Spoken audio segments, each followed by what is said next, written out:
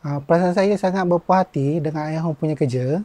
Penuh teliti, apa segala teguran mereka ambil dengan pantas untuk botokannya.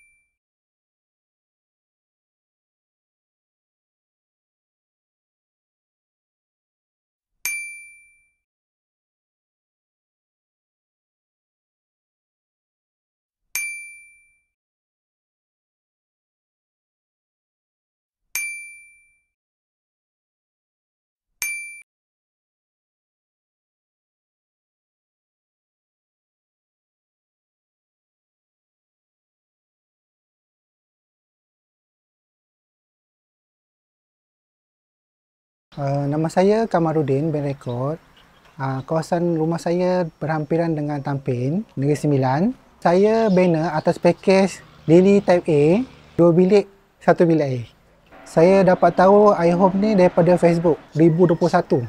Saya follow daripada harga rumah murah sampai naik. Saya bina rumah ni untuk menjaga orang tua saya. Sebab mereka sekarang dah tua.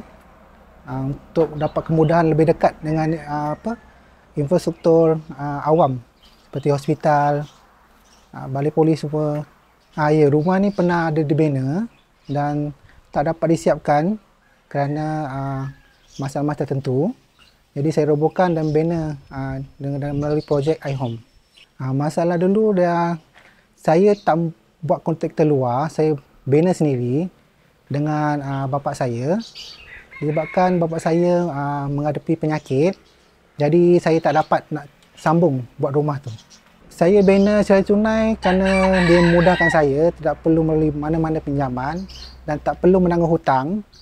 Sebab kalau hutang ni, kalau masa meninggal ni susah. Kita tak tahu umur kita panjang ke pendek.